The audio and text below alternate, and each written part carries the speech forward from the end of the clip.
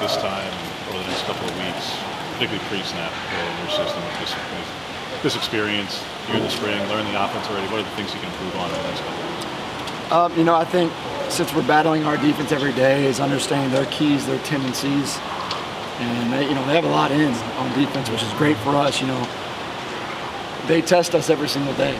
I think Dan and Tosh do a good job of prepping those guys on defense, and Bo gets a lot of looks each day. So in terms of what can he do, continue to be a student of the game, make sure his body's right, his nutrition, his recovery, and then just get a little bit better each day. I know that's coach talk, but that's all we're looking for right now. When you were pursuing transfer receivers throughout the offseason, what were the traits you were looking for? I mean, everybody wants the biggest, the fastest, the strongest, the best hands. Yes, everyone wants those things. What are the things you were kind of honing in on, and why was Gary Bryant fit in that regard? Yeah, I think the guys that we brought in, we did it because of our DNA traits. Guys that are connected to the team, that want to grow, that want to sacrifice, and they're tough players. And we feel really confident about the guys that we brought in and the current guys on the roster.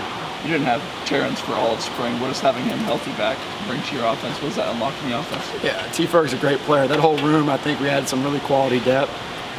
Terrence has done a great job of getting back to the point where he can go out there and practice and get himself ready to play against Portland State, and just excited to see what he can do for us this fall. How has yours and Bo's relationship kind of grown over the last couple months, from spring camp to summer camp now to fall camp? How do you think you two are connecting on a coach-to-player basis?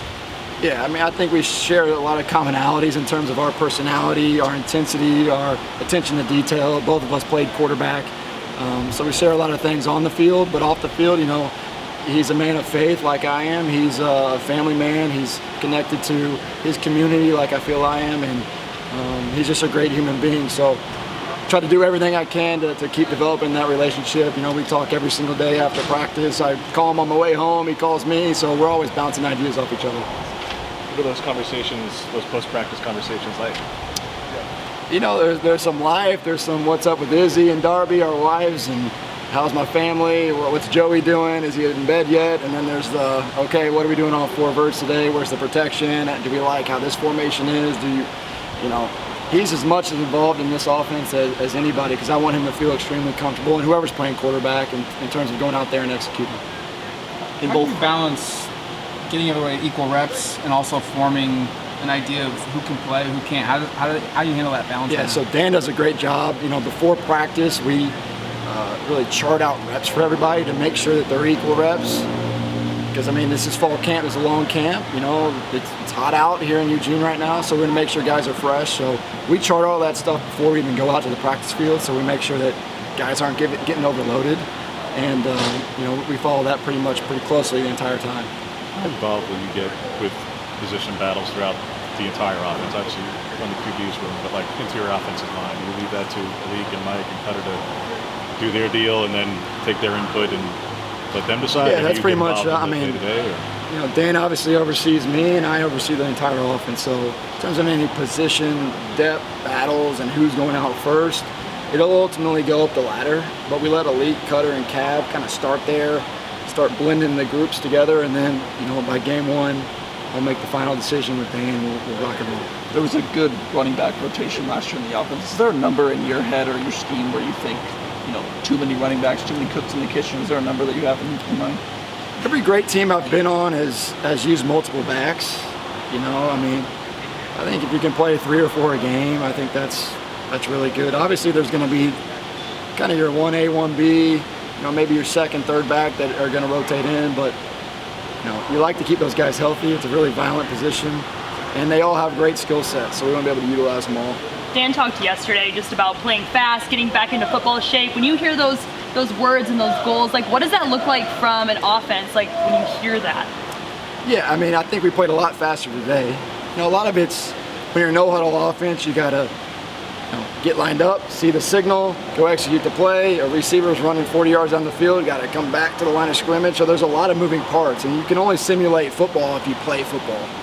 Right? Like I tell guys all the time, there's not a pickup league around the corner that can just go suit up and play ball. The only way you can play football and get better at it is to practice it, and then ultimately go in the games. Right? So it's obviously impossible to simulate full speed, full game reps until you go out in Autzen Stadium and play football. It's only had 1,000 yard receiver the last 8 years. Wasn't had a first or second round receiver in 25. He just produced 1,000 yard, almost 2,000 yard receiver. That goal right there.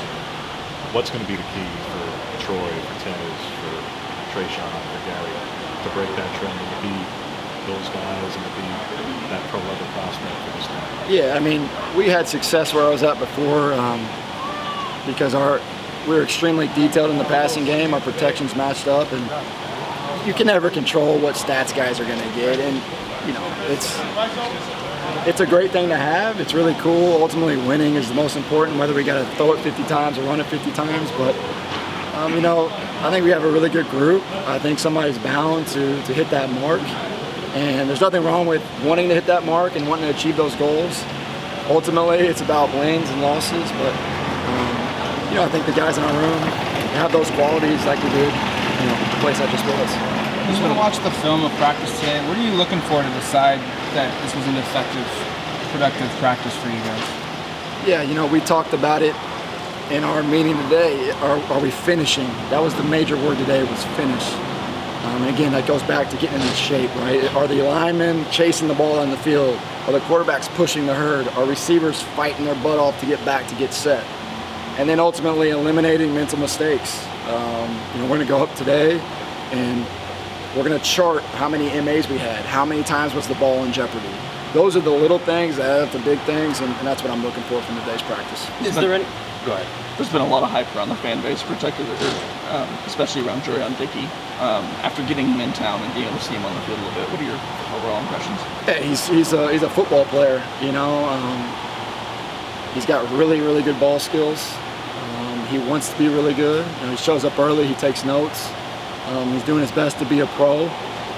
There's still a lot of growth for him. He's nowhere near ready for him to go out and produce at the level that he wants to, but day by day he's getting better. And I see a kid that wants it, and you know, he's a football player. Like, he's going to block, he's going to catch the ball in traffic.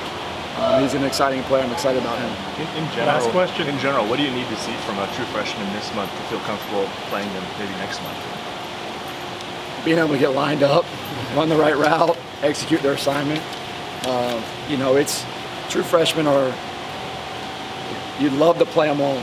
Obviously, this is a tough game at this level. The intensity, the physicality, the emotion, the knowledge that you have to play at an extremely high level to go win game after game. It's tough to get as a freshman, but some can, you know. So just get a little bit better each day, and you know, all those kids have done really good so far. Thank you, Coach. Thank you, Coach. Thanks. Appreciate it.